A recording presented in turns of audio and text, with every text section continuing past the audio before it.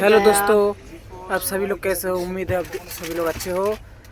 तो अब 2 दिन 2 रात के बाद आज आए हैं माथा घर। मुंडू में। अभी तक पहुंचा नहीं, अभी एलुआ बड़ी पे है, अभी तक घर नहीं पहुंचा। बहुत कष्ट हो रहा है। हाँ बहुत कष्ट हो रहा है, थोड़ा खाना भेज दो। चलो, भूख से हमारे पेट खत्म, शरीर चल नहीं रहा है, आप लोग देख सकते हो। और क्या कहते हैं, अभी और एक स्टेशन बाकी रह गया आने के लिए, उसके बाद उतरेंगे, उसके बाद गाड़ी पकड़ के घर जाना है।